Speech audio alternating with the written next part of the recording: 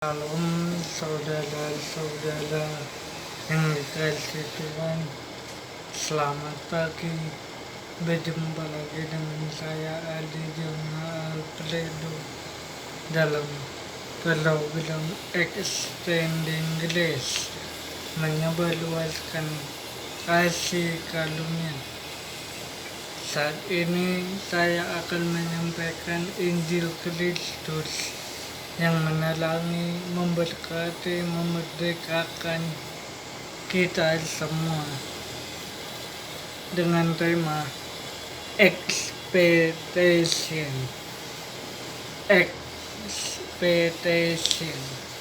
pengharapan, harapan, terambil dari Yeremia 29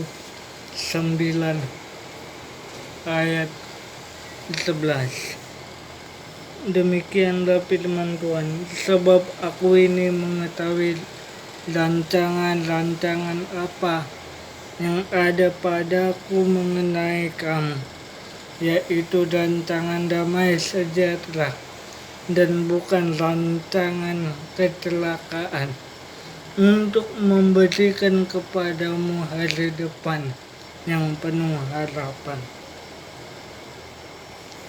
Perkataan ini ditulis oleh Nabi Yeremia pada saat zaman itu bangsa Israel mengalami krisis, kondisi negatif di mana mereka mengalami pembuangan di Babel, pada zaman Nebukadnezar,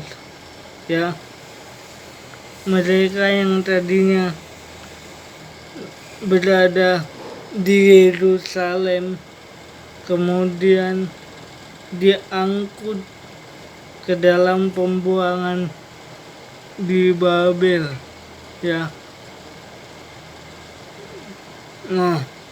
namun ada sisi positif ketika saat itu bangsa Israel mengalami pembuangan di Babel, yaitu karena itu perintah dari Tuhan Allah, perintah Tuhan Allah kepada Nabi Yeremia waktu Nabi Yeremia memerintah di Yerusalem, sampai ke pembuangan ke Babel,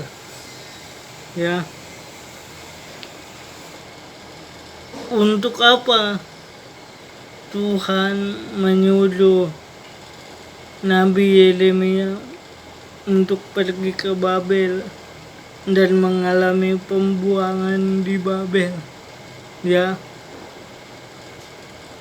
Karena dikatakan ayat 7, usahakanlah kesejahteraan kota kemana kamu aku buang, dan berdoalah untuk kota itu kepada Tuhan, sebab kesejahteraannya adalah kesejahteraanmu. Jadi pada saat terjadi pembuangan di Babel, ada maksud, ada rencana dan tujuan Tuhan di dalamnya, yaitu untuk mensejahterakan kota tersebut. Saat kita, saudara dan saya, percaya Yesus sebagai juru selamat, itu bukan suatu kebetulan. Saudara dipilih, saya dipilih menjadi anak-anak Allah.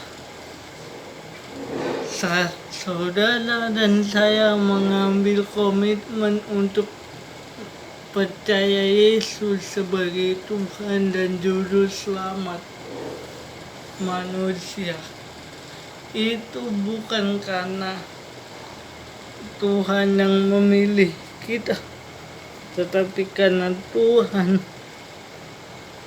Itu bukan karena kita yang memilih Tuhan, tetapi Tuhan yang memilih kita.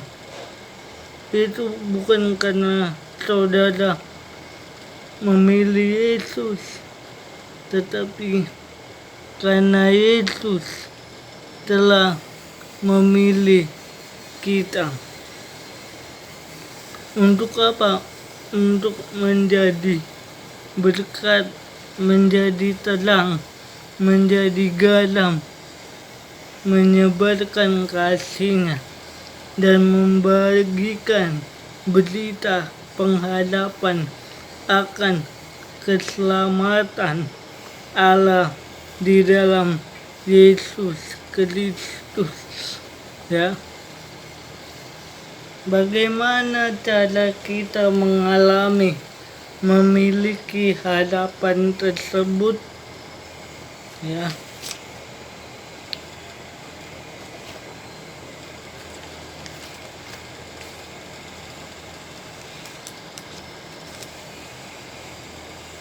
Bagaimana supaya kita mengalami, memiliki, merasakan harapan dari Tuhan yang Tuhan berikan kepada kita dalam menjalani hidup di dunia ini yang penuh dengan tekanan, masalah, kuasa dosa. Ya. Bagaimana pengharapan itu tetap ada dalam hidup orang percaya? Dikatakan, dan apabila kamu berseru dan datang untuk berdoa kepadaku, ya, maka aku akan mendengarkan kamu. Sekali lagi, Yeremia 29 ayat 12. Dan apabila kamu berseru dan datang untuk berdoa kepadaku, maka aku akan mendengarkan kamu. Jadi yang pertama, bagaimana kita memiliki, mengalami pengharapan dalam Tuhan Yesus, di dalam Kristus, berseru, berdoa. Tanpa saudara berseru, tanpa saya berseru, tanpa saya berdoa, tanpa saudara berdoa, maka kita tidak memiliki pengharapan. Meskipun kita tahu Allah itu Maha Tahu, Dia adalah Allah yang Maha Tahu. Dia tahu masa depan, Dia tahu cita-citamu ke depan, apa yang kamu hadapi. Dia tahu masalahmu, kuasa yang saat ini mengikat kamu. Barangkali kita mungkin saat ini mengalami ikatan kegelapan. Tuhan tahu, ya. Tapi Tuhan ingin kita berseru, berdoa, ya, supaya pengharapan itu menjadi milik kita. Saat ini mungkin kita frustasi menghadapi dunia ini. Kita tertekan menghadapi dunia ini. Kita mengalami intimidasi si jahat, ya, membuat kita lemah, kecewa, frustasi, kesal, gelisah, galau menghadapi dunia yang telah jatuh ke dalam dosa ini. Tapi Tuhan mau kita berseru, berdoa, menyampaikan keluhan-keluhan kita oleh kuasa Roh-Nya. Bagaimana kita memiliki pengharapan, ya? Apa cara kita memiliki pengharapan? Yang kedua, mencari dan menemukan Tuhan. Ayat 13. Apabila kamu mencari aku, kamu akan menemukan aku. Apabila kamu menanyakan aku dengan segenap hati. Cari Tuhan. Cari Tuhan artinya kita selalu bergantung kepada Tuhan Yesus. Mencari Tuhan itu artinya kita selalu berkomunikasi pribadi antara satu dengan yang lain kepada Tuhan Yesus melalui doa, melalui pujian penyembahan, melalui merenungkan firman Tuhan. Mengapa kita mencari Tuhan? Ya, bukankah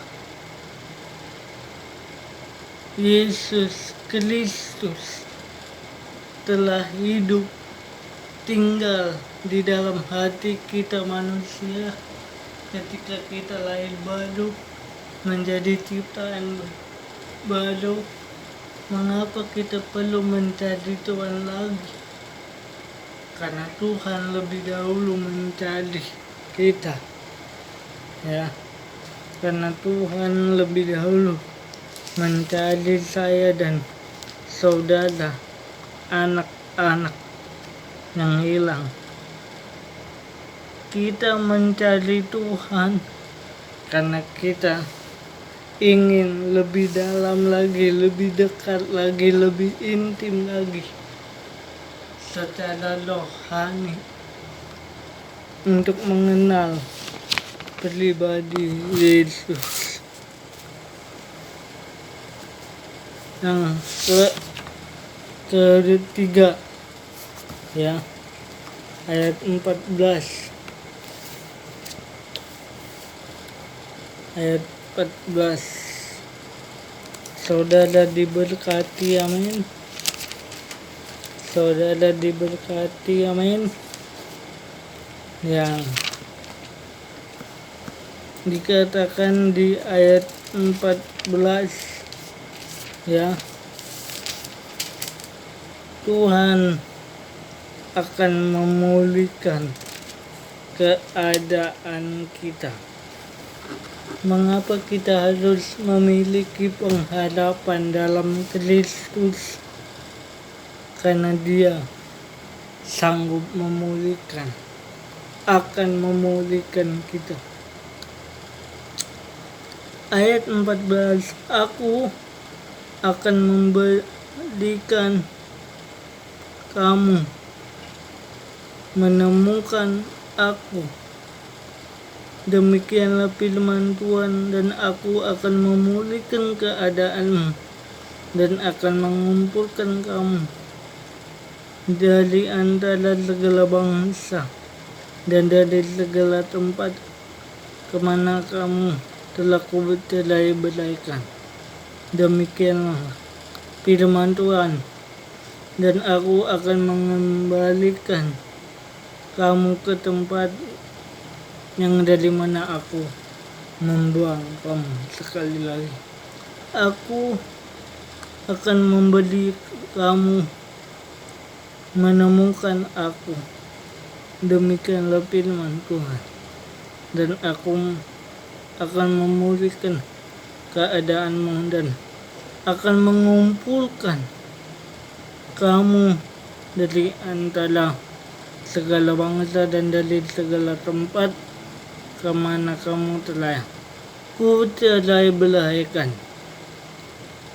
Demikianlah firman Tuhan, dan aku akan mengembalikan kamu ke tempat yang dari mana aku telah membuang kamu.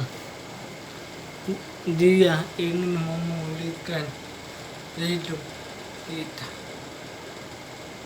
Memang dahulu kita adalah orang-orang buangan. Ya, saat saudara saya jatuh ke dalam dosa, kita terpisah dari Tuhan akibat dosa. Kita seperti orang yang terbuang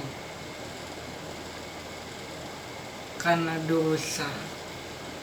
Meskipun kita percaya Tuhan tidak pernah membiarkan kita, meskipun kita percaya Tuhan tidak pernah membuang, menelantarkan kita, tetapi dalam konteks ini berbicara kepada kehidupan kita yang lama di dalam Adam. Akibat dosa, kita keturunan Adam, benih yang telah jatuh ke dalam dosa.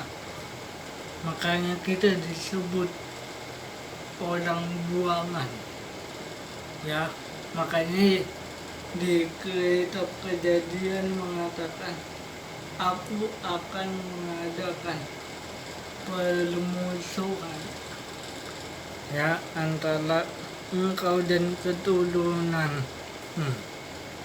ya, dan keturunanmu akan menemukan ular dengan tumitnya. Ini berbicara tentang kristologi, tentang Kristus Yesus yang telah datang ke dunia, lahir dan mati di kayu salib untuk mencari dan menyelamatkan kita yang hilang, dengan cara dia melemukkan kepala ular dengan tumitnya di puncak bukit Golgotha 2000 tahun yang lalu. Ya, dia telah melemukkan kepala ular, yaitu setan, di bawah kaki salibnya. Ya, dia lahir dari benih seorang perawan Maria yang adalah gambaran Hawa, ya, manusia yang pertama yang telah jatuh ke dalam dosa. Ya, tetapi Maria adalah manusia kedua yang menjadi Hawa kedua. Dia adalah wanita yang kudus, saleh, tanpa noda, tanpa dosa. Ya, karena dia lahir tanpa seorang suami, melahirkan juru selamat tanpa hubungan suami istri. Dialah ibu kita yang telah melahirkan seorang putra, raja segala raja, juru selamat dunia, penebus dosa dunia, pemberi harapan yang pasti, yaitu Yesus Kristus. Dia memulihkan keadaan kita, memulihkan kondisi kehidupan ekonomi kita. Ya, karena dia yang kaya rela jadi miskin supaya kita diperkaya dalam kemiskinannya. Dia yang tidak pernah sakit-sakitan, ya, rela menanggung semua sakit penyakit di kayu salib, ya, tubuhnya dihancurkan, tubuhnya dilemukan, dikoyakkan dengan cambuk dan memikul salib dosa kita, memikul salib hukuman dosa kita sampai ke Golgota. Tangannya yang tidak pernah mencuri terpaku di kayu salib menggantikan kita. Tangannya tersalib, terpaku, sekalipun tangannya tidak pernah melakukan kejahatan, tapi Yesus menggantikan kita supaya kita memiliki pengharapan akan hidup kekal dan berkat-berkat Allah. Dia mau memulihkan keadaan saya dan saudara. Nah, yang keempat, setelah kita membuka hati untuk dipulihkan oleh Tuhan, setelah kita mau mendengar firman Tuhan, mendengar sabda Tuhan yang akan memulihkan keadaan kita, bagaimana kita menerima harapan itu, yaitu menerima Kristus Yesus di dalam hati kita.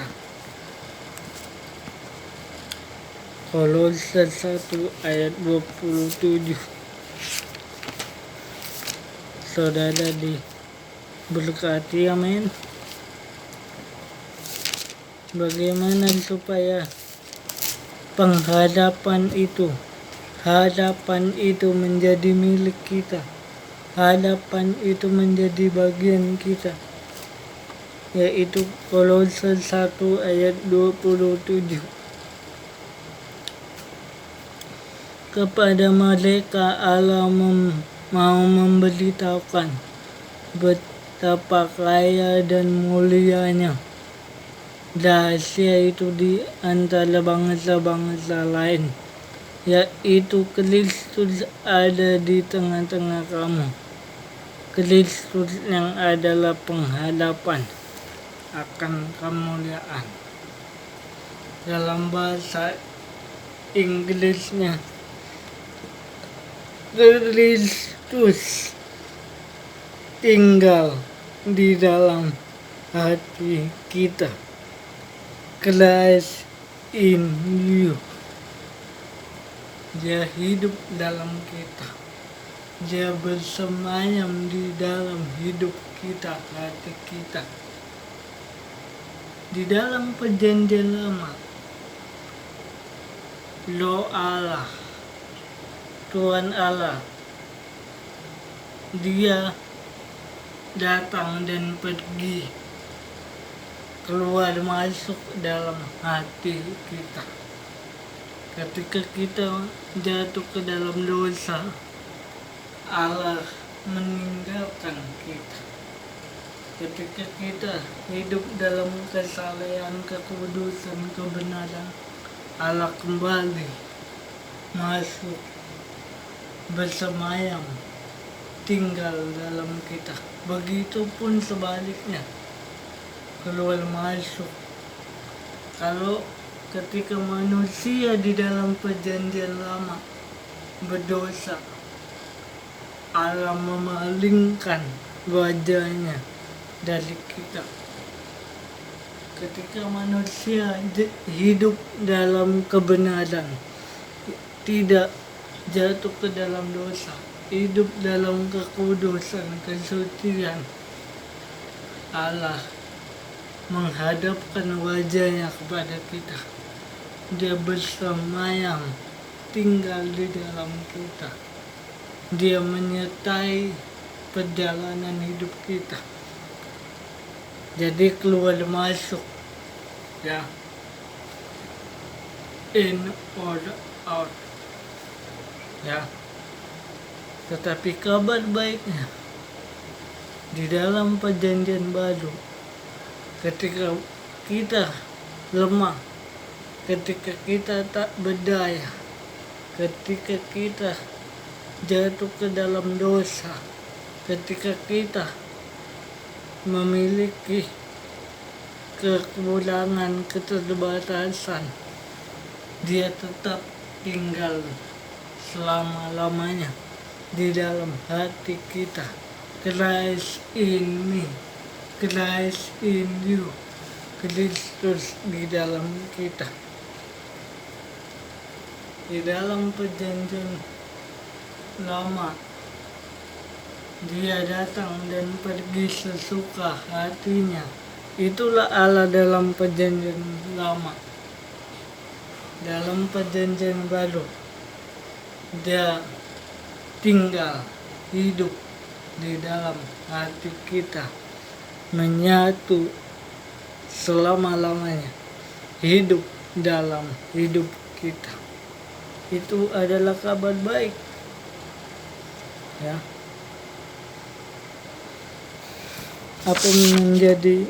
Apa yang menjadi kesimpulan? Apa yang menjadi kesimpulan bagi kita saat ini tentang harapan di dalam Tuhan?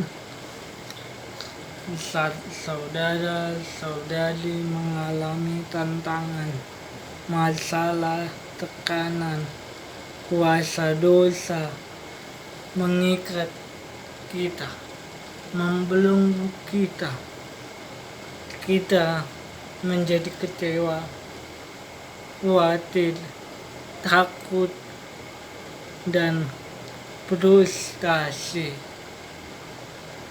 menghadapi dunia ini.